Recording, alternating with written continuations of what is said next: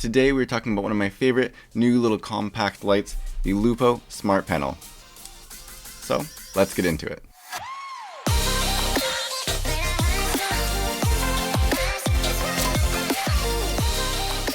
Hey, what's up? I'm Scott and welcome to the channel. Today we're going to keep this as short and compact as possible, try and get right to the point because this is a relatively simple light, especially compared to some of the more full-featured lights on the market recently, but it has some really great things to offer, so let's get right into it. Now when I say this is really simple, it's because there's no app, there's no remote, and no display, and I guess those could be seen as downsides, but I think it's okay. Apps can be annoying, I'd probably lose the remote anyway, and if I'm matching this with other lights, I'd probably use something like the Sekonic C800 to measure the actual color of that light anyway, so a display really isn't that much more beneficial. That last little point though, of course, does mean that it's going to be a little bit more difficult to match this light output 2 times in a row, for example, very carefully, or if I had 2 or more of them, matching those. But I do also often use this at one extreme end of the range or the other, and in that case, it's not an issue yet again. Now also in terms of simplicity, there is no internal battery in here, so as you can see I have a Sony MPF style battery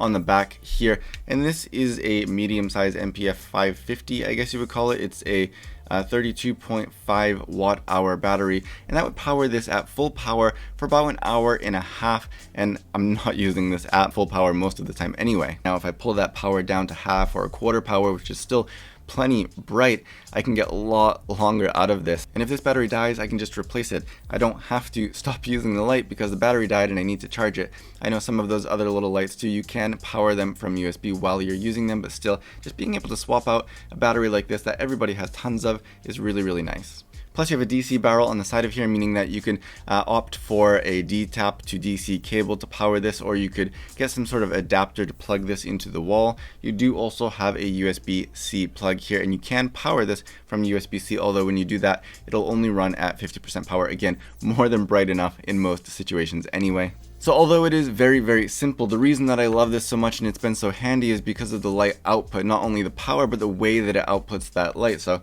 of course, as you saw in the opening, this is very, very bright.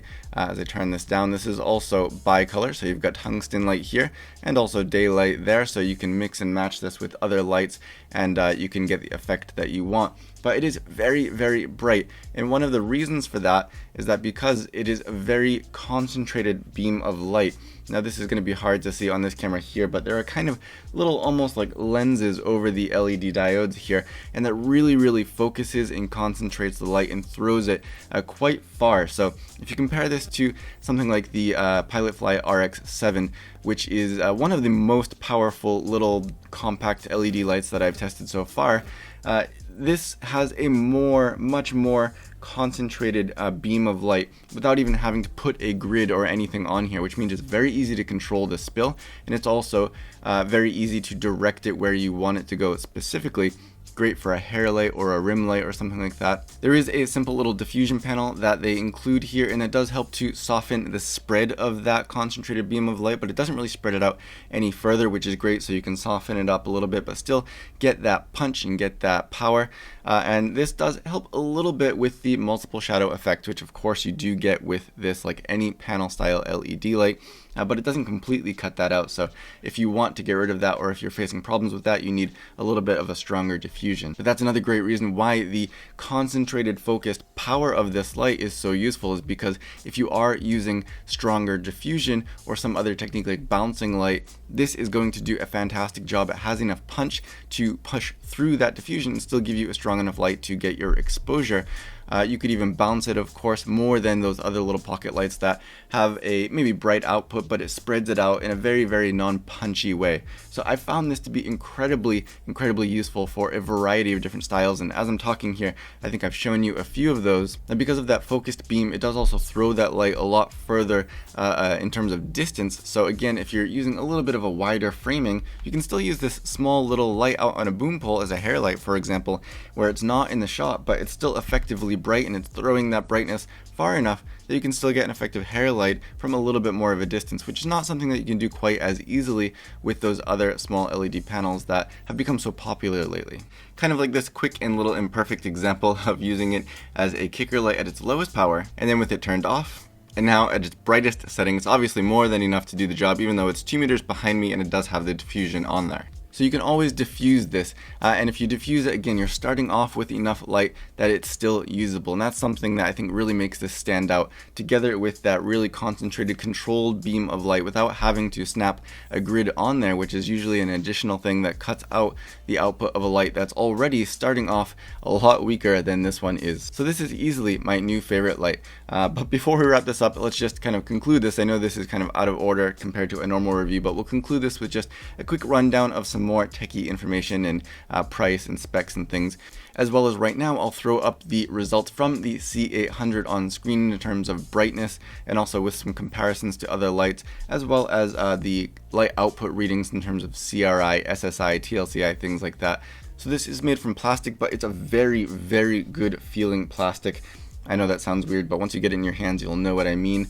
There's lots of vents around it, so it's definitely not an outdoor light. But on the back, you just have a simple on-off switch, as well as 2 knobs here. One is for the color, one is for the brightness. Again, no display, but you do have a little 3 LED meter here to give you some indication of the battery level. Now on one side, as well as the bottom and the top of the light, you have 1/4-inch screw threads for mounting this, or also for mounting that diffusion on there. And then, like I said, on the other side, you have a DC barrel input, as well as that USB-C to power this from external power. This comes in at $159, and that's for the light itself, as well as the diffuser and a ball head. And I think that's a pretty good value for this. Again, I find this more useful than all those other lights that claim to be so full featured with apps and with RGB and special effects. Special effects I never use.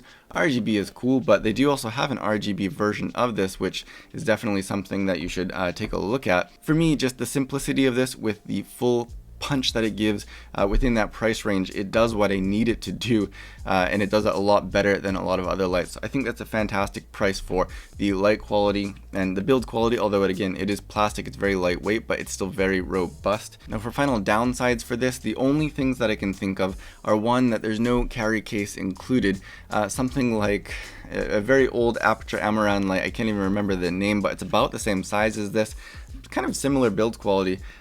This is definitely a better light overall, but that one does come with a pretty nice little carry case that holds this and maybe something like the ball head and the diffuser, or if you want to put some gels on there or something like that. So I would have loved to see a very simple little soft carry case to transport this in and maybe protect it just a little bit, but I can live without it. And my only other complaint would be, of course, it would be great to have a little display on here. Very, very simple would be okay, or at the very, very least a little bit more of a detailed marking around at least the color temperature dial back here, just so that way you have a little bit more of an idea what you're getting without having to use something like a C800 when you're comparing it or mixing it with other lights. The RGB version of this light does have a display screen. I understand there's a lot more that you're kind of dialing in with an RGB light than with a simple bicolor light, but still, like I said, at least just little, maybe 2 or 3 markings along the way on this color dial